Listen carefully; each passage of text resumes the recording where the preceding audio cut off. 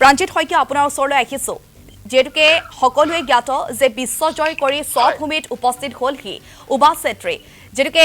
সমগ্ৰ অসমখনক এক প্ৰকাৰ উজ্বলাই তুলিছিল উমা চেত্ৰী কিন্তু প্ৰাপ্য সন্মানৰ পৰা যেন বঞ্চিত হ'ল উমা চেত্ৰী কি ক'ব প্ৰাঞ্জিত শইকীয়া হয় নামিকা যোৱা নিশা গুৱাহাটীৰ বৰঝাৰ বিমানবন্দৰত যিটো ঘটনা ঘটিল সেইটো অসমৰ ক্ৰীড়া ইতিহাসৰ বাবে এটা অত্যন্ত লজ্জাজনক ঘটনা অত্যন্ত দুৰ্ভাগ্যজনক ঘটনা উমা চেত্ৰী এগৰাকী এই মুহূৰ্তত এগৰাকী সাধাৰণ ছোৱালী নহয় উমা চেত্ৰী অসমীয়াৰ গৌৰৱ উমা চেত্ৰী ভাৰতৰ গৌৰৱ তেওঁ বিশ্ব জয় কৰি অসমলৈ উভতিছিল এই সন্মান এই উমা চেত্ৰীয়ে যি কীৰ্তিত্ব অৰ্জন কৰিছে সেই কীৰ্তিত্ব কোনো অসমীয়াই পূৰ্বে অৰ্জন কৰিব পৰা নাছিল যিটো ভাৰতীয় মহিলা ক্ৰিকেট দল বিশ্ব চেম্পিয়ন হৈছে সেই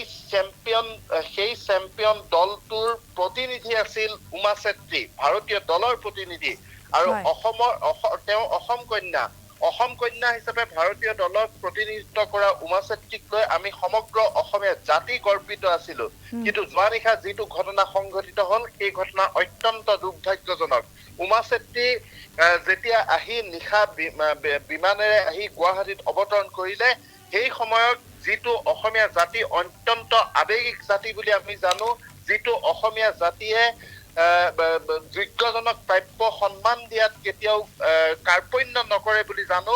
সেই জাতিটোৰ কোনো প্ৰতিনিধি সেইখন চৰকাৰৰ কোনো প্ৰতিনিধি সেইখন ৰাজ্যৰ কোনো দল সংগঠনৰ প্ৰতিনিধি বৰঝাৰ বিমানবন্দৰত উমাক আদৰণি জনাবলৈ নগল একমাত্ৰ গোৰ্খা ছাত্ৰ সন্থাৰ প্ৰতিনিধি তাত আছিল আৰু তাতকৈ দুৰ্ভাগ্যজনক কথাটো হ'ল যে অসম ক্ৰিকেট সন্থাৰ মাত্ৰ দুজন নেতা এজন সিইঅ প্ৰীতম মহন্ত আৰু আন এজন পিআৰঅ এই দুজন বিষয়ববীয়াহে তালৈ গ'ল আচলতে উমা চেত্ৰীক কালি দিনটোত বৰঝাৰ বিমানবন্দৰত ৰাজকীয় আদৰণি জনাব লাগিছিল সকলো দল সংগঠনৰ প্ৰতিনিধি তাত থাকিব লাগিছিল ৰাজ্য চৰকাৰৰ প্ৰতিনিধি থাকিব লাগিছিল অসম ক্ৰিকেট সন্থাৰ প্ৰতিনিধি তাত থাকিব লাগিছিল অসম ছাত্ৰ সন্থাৰ প্ৰতিনিধি থাকিব লাগিছিল অসম জাতীয়তাবাদী যুৱ ছাত্ৰ পৰিষদৰ প্ৰতিনিধি থাকিব লাগিছিল বিজেপি কংগ্ৰেছ অসম গণ পৰিষদ সকলোৰে প্ৰতিনিধি তাত থাকিব লাগিছিল কাৰণ উমা চেত্ৰীয়ে বিশ্ব জয় কৰি আহিছে এজন যেতিয়া কোনোবা এজন বাবা বা ধৰ্ম প্ৰচাৰক যেতিয়া আহে তেতিয়া আমি 10 জন 20 জন পিএছঅডি দেহৰক্ষী দি তেওঁক ব্যাপক আদৰণি জনাও অসমবাসীক ভাৰতৰ বিভিন্ন প্ৰান্তত লজ্জিত কৰা নেতাক আমি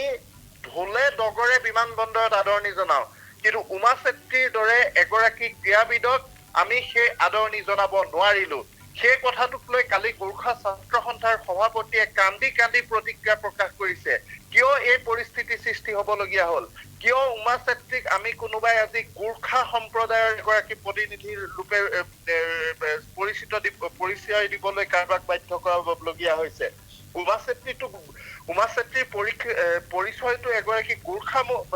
যুৱতী নহয় উমা চেত্ৰী অসমীয়া কিন্তু উমা চেত্ৰীৰ ক্ষেত্ৰত এই চৰম অবিচাৰ কিয় কৰা হ'ল তেওঁ নাৰী বুলি অবিচাৰ কৰা হ'ল নেকি তেওঁ গোৰ্খা বুলি অবিচাৰ কৰা হ'ল নেকি নহয় এয়া কাৰোবাৰ চৰম অৱহেলা মহিলাক অসমীয়া মানুহে উপযুক্ত সন্মান দিব জানে আমি বাৰম্বাৰ সেই কথা প্ৰমাণ কৰি আহিছো শেহতীয়াকৈ হিমা দাসকতো আমি আদৰণি জনাইছো লাভলীনা বৰগোহাঁইকতো আমি সেই সন্মান দিছো লাভলীনা হিমাক আদৰিবলৈ মুখ্যমন্ত্ৰী পৰ্যন্ত বিমানবন্দৰলৈ গৈছিল কিন্তু উমা চেত্ৰীৰ ক্ষেত্ৰত কিয় নগ'ল উমা চেত্ৰীয়েতো সেই তাতকৈ কোনো গুণে কম সন্মান লৈ অসমলৈ উভতা নাছিল পৰহি দিনটোত উমা চেত্ৰীক প্ৰধানমন্ত্ৰীয়ে সাক্ষাৎ কৰিছিল গোটেই দলটোৰ সৈতে অমল মজুমদাৰ যিটো ভাৰতীয় দলৰ প্ৰশিক্ষক আছিল তেওঁ প্ৰধানমন্ত্ৰীক চিনাকি কৰাই দিছিল যে এইগৰাকী উমা চেত্ৰী তেওঁ উত্তৰ পূবৰ পৰা প্ৰথমবাৰলৈ ভাৰত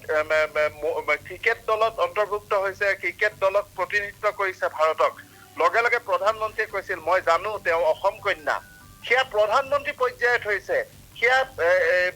অমল মজুমদাৰে কৰিছে আৰু সেই আমি অসমীয়া জাতিটোৱে অসম চৰকাৰে উমাক সেই সন্মান দিব নোৱাৰিলো কি ইমান ডাঙৰ কাম আছিল ক্ৰীড়া মন্ত্ৰী নন্দিতা গড়লোচাৰ ৰাজ্যত যে তেওঁ বিমানবন্দৰলৈ আহিব নোৱাৰিলে তেওঁ বিমানবন্দৰলৈ নন্দিতা গাৰ্লছা কিয় যাব নোৱাৰিলে কালি? এছিয়াৰ সভাপতি তৰংগ গগৈ, এছিয়াৰ গুৰুত্বপূৰ্ণ দায়িত্বত থকা ৰমেন দত্ত, কি কাম আছিল তেওঁলোকৰ? কিয় যাব নোৱাৰিলে নিশা তালৈ? সদৌ অসম ছাত্ৰ সন্থাৰ প্ৰতিনিধি কিয় যাব নোৱাৰিলে? জাতীয়তাবাদী যুৱ ছাত্ৰ পৰিষদ কিয় নগ'ল? এজন নিম্ন পৰ্যায়ৰ এজন কোনেও চিনি নোপোৱা বিজেপি নেতা যেতিয়া আহে আমি ঢোলৰ ডেগৰে আদৰণি জনাওঁ, কংগ্ৰেছৰ নেতা যেতিয়া আহে আমি ঢোলৰ ডেগৰে আদৰণি জনাওঁ। এতিয়া উমাৰ ক্ষেত্ৰত কিয় এই বঞ্চনা? ইয়াৰ উত্তৰ অসম চৰকাৰে দিব লাগিব, ইয়াৰ উত্তৰ অসমৰ প্ৰতিটো দল সংগঠনে দিব লাগিব। পুনৰবাৰ কৈছো, আমি সমগ্ৰ অসমীয়া জাতিৰ হৈ উমা চেত্ৰীৰ ওচৰত ক্ষমা প্ৰাৰ্থী। মই ক্ষমা ভিক্ষা কৰিছো, কাৰণ আমি তোমাক যোগ্য সন্মান দিব নোৱাৰিলো, উপযুক্ত সন্মান দিব নোৱাৰিলো, কিন্তু তুমি অসম আৰু অসমীয়াক বহু ওপৰলৈ লৈ গৈছা উমা, আৰু তাৰ বাবে আমি গৰ্বিত। ইয়াৰ উত্তৰ দিব লাগিব। আৰু এটা কথা ঠিক যে উমাক এগৰাকী গোৰ্খা যুৱতী বুলি যুৱতী ৰূপে তেওঁ পৰিচয় দিবলৈ চেষ্টা নকৰিব। উমা অসমীয়া, উমা ভাৰতীয়, উমাক লৈ আমি সকলো গৰ্বিত। হয়, প্ৰাণজিৎ শইকীয়া, যিটোকে সবিস্তাৰে এই খবৰ আপুনি জনালে আছাম টক্সৰ দৰ্শকসকলক, আৰু এনেদৰে দেখিবলৈ পোৱা গৈছে যি ধৰণে আচলতে উমা চেত্ৰীয়ে সন্মান পাব লাগিছিল, প্ৰাপ্য সন্মান পাব লাগিছিল, সেই সন্মানৰ পৰা কিন্তু বঞ্চিত হৈছে উমা চেত্ৰী। স্বভূমিত উপস্থিত হোৱাৰ পিছতো বিমানবন্দৰত কিয় কোনো দল সংগঠন নাথাকিল, নাইবা কি কাৰণে আচলতে উমা চেত্ৰীক উষ্ম আদৰণি জনোৱা নহ'ল, তাক লৈ কিন্তু সমগ্ৰ ৰাজ্যবাসী এক প্ৰকাৰ ক্ষোভত ফাটি পৰিছে। যিহেতুকে সকলোৱে ইতিমধ্যেই জ্ঞাত যে অসমখনক বিশ্ব দৰবাৰত উজ্বলাই থৈ আহিল উমা চেত্ৰীয়ে, কিন্তু উমা চেত্ৰীক যেন একাংশই আজি পৰ্যন্ত চিনি পোৱা নাই। বিশ্বজয় কৰি আহিছিল উমা চেত্ৰীয়ে, বিশ্বজয় কৰি স্বভূমিত যেতিয়া উপস্থিত হৈছে, বিমানবন্দৰত কিন্তু কোনো ধৰণৰ দল সংগঠন নাথাকিল, যাৰ বাবে দেখিবলৈ পোৱা গৈছে যে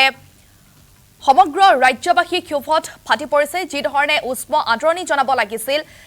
প্ৰশাসনৰ